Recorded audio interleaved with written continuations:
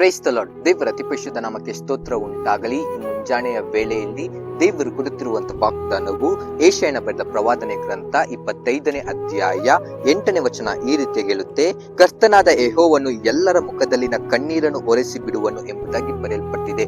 ನನ್ನ ಪ್ರೀತಿಯ ದೇವರ ಜನರೇ, ಈ ದಿನದಲ್ಲಿ ನಾನು ತುಂಬಾ ಕಷ್ಟದಲ್ಲಿದ್ದೀನಿ, ದುಃಖದಲ್ಲಿದ್ದೀನಿ, ಕಣ್ಣೀರಲ್ಲಿದ್ದೀನಿ. ನನ್ನ ಕಣ್ಣೀರನ್ನು ಯಾರು ನೋಡ್ತಾ ಇಲ್ಲ. ನನ್ನ ಜೀವನವನ್ನು ಸಾಗಿಸಲು ತುಂಬಾ ಕಷ್ಟ ಆಗ್ತಿದೆ. ನಾನು ಸಾಲದ ಕಷ್ಟದಲ್ಲಿ ನಾನು ತಗೊಳ್ಕೊಂಡಿದ್ದೀನಿ. ಒಂದು ಹೊತ್ತು ಊಟ ಮಾಡೋಕ್ಕೆ ಕೂಡ ನನಗೆ ತುಂಬಾ ಕಷ್ಟ ಆಗ್ತಿದೆ. ನನ್ನ ಮಕ್ಕಳಿಗೆ ನನ್ನ ಸ್ಕೂಲ್ ಫೀಸ್ ಕಟ್ಟಕ್ ಆಗ್ತಾ ಇಲ್ಲ, ಕಾಲೇಜ್ ಫೀಸ್ ಕಟ್ಟಕ್ ಆಗ್ತಾ ಇಲ್ಲ, ನನಗೆ ಓದಕ್ಕೆ ತುಂಬಾ ಕಷ್ಟ ಆಗ್ತಿದೆ ಎಂಬುದಾಗಿ ನೀವು ಕಣ್ಣೀರಿಡ್ತಾ ಇರ್ಬೋದು. ಆದ್ರೆ ದೇವರು ಈ ದಿನದಲ್ಲಿ ವಾಕ್ಯದ ಮೂಲಕ ಪ್ರತಿಯೊಬ್ಬರ ಜೀವಿತದಲ್ಲಿ ಈ ರೀತಿಯಾಗಿ ಮಾತನಾಡುತ್ತಿದ್ದಾರೆ. ನಾನು ನಿಮ್ಮ ಕಣ್ಣೀರನ್ನು ಒರೆಸಿ ಬಿಡುತ್ತೇನೆ ಎಂಬುದಾಗಿ. ಧೈರ್ಯವಾಗಿರಿ. ದೇವರು ಖಂಡಿತವಾಗಿ ನಿಶ್ಚಯವಾಗಿ ನಿಮ್ಮ ಎಲ್ಲ ಕಷ್ಟ, ದುಃಖ, ವೇದನೆ, ವ್ಯಾಧಿ, ರೋಗಗಳನ್ನು ತೆಗೆದಾಕಿ ನಿಮ್ಮ ಕಣ್ಣೀರನ್ನು ಒರೆಸಿ ದೇವರು ಸುಖ, ಸಂತೋಷ, ಶಾಂತಿ, ಸಮಾಧಾನವನ್ನು ದಯಪಾಲಿಸಿ ನಿಮ್ಮನ್ನು ನಡೆಸಲು ಆತನು ಶಕ್ತನಾಗಿದ್ದಾನೆ.